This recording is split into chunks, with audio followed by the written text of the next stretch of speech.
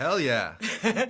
A big, big, big congrats. And in your dreams, it's funny and charming and a little bit of sad, but it's also it's quite magical. It's quite dreamy. Thank you. Yeah, yeah. I'm very proud of it. Oh, you're so welcome. So take us from the very beginning. What got you interested to joining the cast as the loving musician of a dad?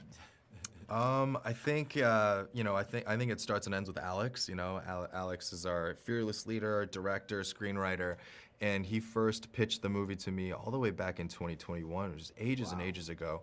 He sent me the script and he was like, "Let me know what you think," and I cried my eyes out. I mean, I thought it was just a really moving story, and it's evolved quite a bit since then. But I think the spirit of it is the same. You know, I think in wanting to show this idea of, wanting to deconstruct this idea of a perfect family. Yes. Because I think a lot of us grow up consuming media that portrays these picturesque families that don't fight and are always just so loving and 100% just happy and getting along all the time. And as far as I know, no family is that perfect. Right. It's just not.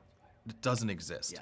And I think we really wanted to delve into the world of conflict in marriages and what it looks like when people communicate their need, but what the things that they want are different. They're sometimes at odds with each other, and their ideas and opinions on how to, whether it's to co-parent or whether it's to, where they even want the physical place that they want to live is, moms and dads, they're their own people. Yeah. And as much as they've decided to do life together, as much as they've decided to enter into a partnership, they still have their own, thoughts, dreams, aspirations, opinions. And sometimes those things aren't always going to line up. And what happens when they don't, And so I think our movie does just a really good job of exploring that. And, I say this as someone who did not come from a perfect family. Right. It would have been really comforting for me to watch when I was younger, something like this that showed hey, all this stuff is happening. Sometimes moms and dads fight. Sometimes they fight with each other. Sometimes they fight with you.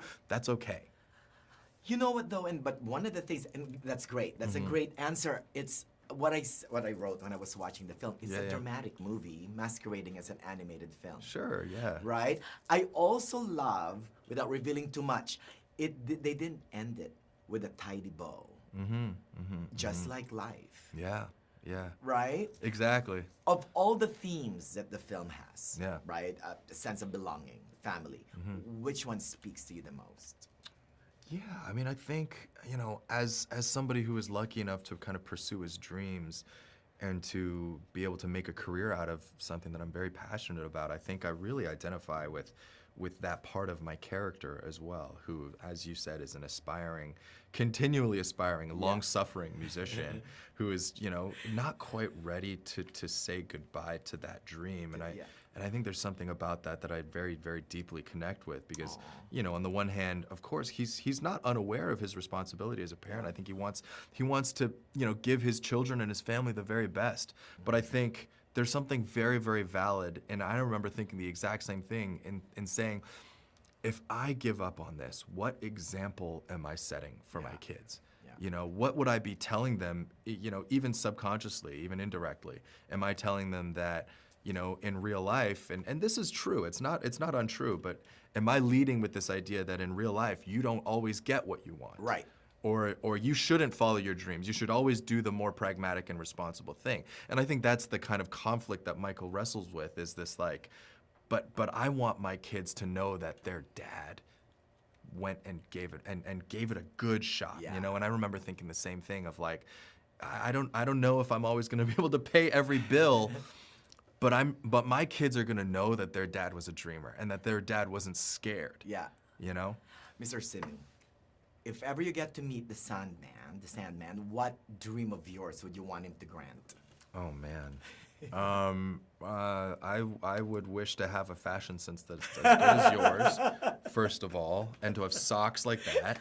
Thank you. And then I'd probably, I've always been really insecure about my vocal range. I often at karaoke I have to stick to just the baritone songs because I don't really hit anything above comfortably above an A. And so I would love to just put an extra few notes on the top end of that range. Put me into a tenor. Make me a pop tenor. There you go. So you can sing K-pop So I can Demon sing Hunters. K-pop Demon Hunter. Damn it. A big congrats on In Your Dreams again. The family that dreams together stays together. Thank right? you so much. There you go. Good luck on everything, okay? Thank you. Thank you. You